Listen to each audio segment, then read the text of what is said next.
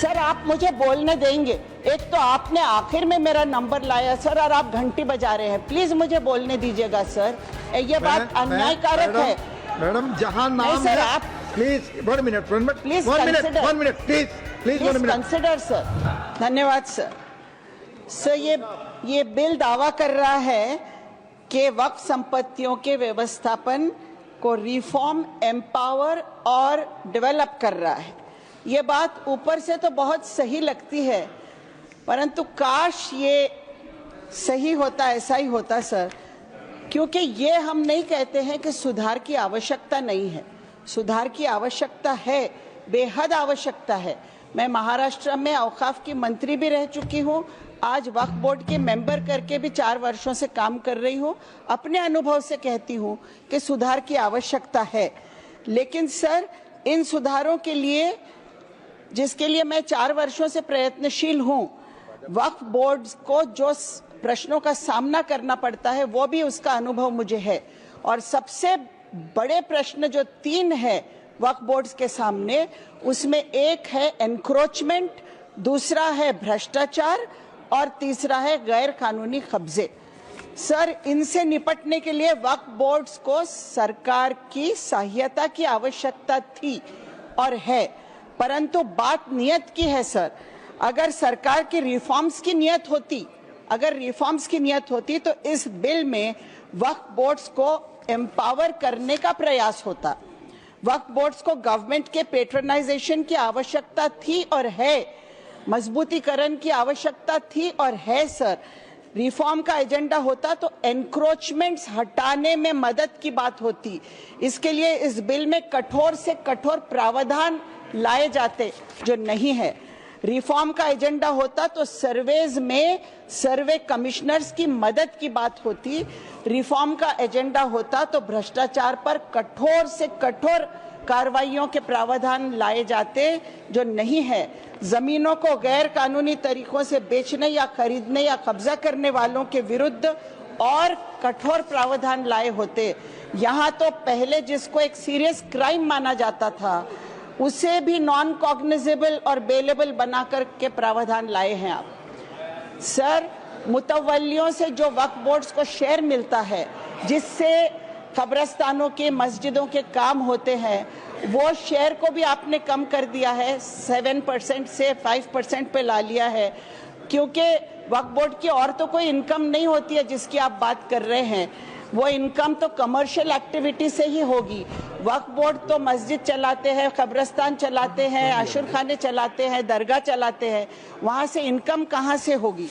Sir अगर वक्फ boards को आप सशक्त करना चाहते थे तो ऑफिसेस की बात होती, इंस्टीट्यूशनल सपोर्ट देने की बात होती, स्टाफ देने की बात होती, लेकिन उनकी स्वायत्तता छीने बिना, परंतु उनकी ऑटोनॉमी अबाधित रहने देते हुए अगर करते तो कोई बात थी सर। ऑटोनॉमी छीन कर आप कर रहे हैं बात, तो इसकी कोई वैल्यू नहीं है। क्योंकि सर अगर मुझे मेरा घर चलाने में कुछ कठिनाई आ रही है तो आप ये नहीं कर सकते कि मदद के तौर पर आओ हम आके आपके घर का मालिक बन जाते हैं, क्योंकि आप अपने घर में कठिनाई आपको हो रही है घर चलाने में। तो उस तरह की बात यहाँ हो रही है। सवाल ये है सर कि क्या नॉन कम्युनिटी मेंबर्स बोर्ड्स पर लाए जाने से बोर्ड्स एम्पावर हो जाएंगे? क्या लॉजिक है इस बात की? सर आप कहते हैं कि वक्फ बोर्ड्स धार्मिक संस्था ही नहीं है। आपने कहा कि धार्मिक संस्था ही नहीं है, मस्जिदों का, दरगाहों का, कब्रस्तानों का, आशुर खानों का व्यवस्थापन करने वाले धार्मिक संस्था नहीं है। जो वक्फ बोर्ड की जमीन लोगों ने डोनेट किए हैं रिलीजियस पर्पस के लिए, वो व्यवस्थापन धार्मिक नहीं है। ये सोच भी कमाल की है सर आप मुझे बोलने देंगे? एक तो आपने आखिर में मेरा नंबर लाया सर और आप घंटी बजा रहे हैं। प्लीज मुझे बोलने दीजिएगा सर, ये बात अन्यायकारक है। मैडम जहां नाम सर है, आप please one minute please consider sir. जहां सूची में नाम है मैडम, मैं वही पुकार सकता हूँ। जो समय लिखा है उसका मैं पालन करता हूँ। प्लीज नाम नीचे आता गया मेरा sir. Please conclude please. Madam please seat पर बैठकर न बोले, जहां पर नाम सूची में वही मैं बुला रहा हूँ। प्लीज सर आप मुझे कंक्लूड करें, मुझे बोलने दीजिए सर प्लीज। हाँ बोले, कंक्लूड करिए। वक्फ जमीनों का सबसे बड़ा एनक्रोचर कौन है ये मैं पूछती हूँ। सच्चर कमेटी की रिपोर्ट के अनुसार वक्फ बोर्ड का सबसे बड़ा एनक्रोचर स्टेट गवर्नमेंट स्वयं है सर, और आपने एनक्रोचर को ही फैसला करने का अधिकार दे दिया है। क्या इससे न्याय मिल जाएगा धार्मिक संस्थाओं को सर? सर एम्पावर हो जाएंगे धार्मिक संस्थाएं? ये मेरा सवाल है। सर्वे कमिश्नर्स को मजबूत बनाने के लिए उनको और रिसोर्सेज देने चाहिए था, लेकिन वक्फ प्रॉपर्टीज को कंट्रोल करने का सीधा अधिकार आप सरकार को दे रहे हैं। ये क्या ये अन्यायकारक नहीं है?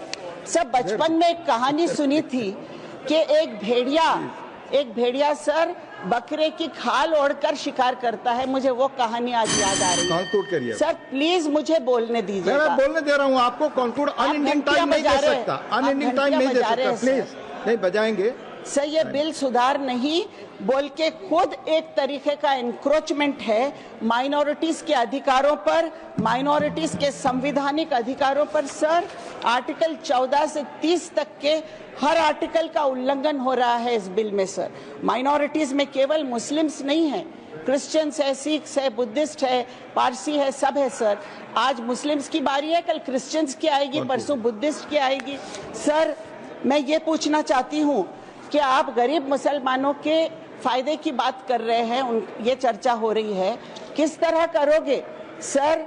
जिस तरह सेना के लिए आरक्षित जमीन 13,000 एकड़ जमीन आरक्षित जो है 50 वर्षों से, वो जमीन आपने अडानी जी को दे दिया, बाबा रामदेव को दे दिया, आपने रवि शंकर को दे दिया। उसी तरह आप भला करोगे मुसलमानों का, गरीब मुसलमानों का?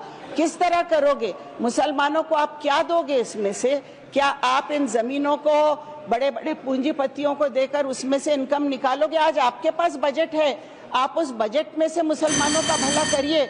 ये मेरी आपसे विनंती है सर। कंक्लूड करिए मैडम। मेरा सर प्रश्न सुधांशु त्रिवेदी ने जो यहाँ उपस्थित किया था मुद्दा कि एक कम्युनिटी आज जो है वो माफिया के साथ है, गुनहगारों के साथ है। मेरा सवाल ये है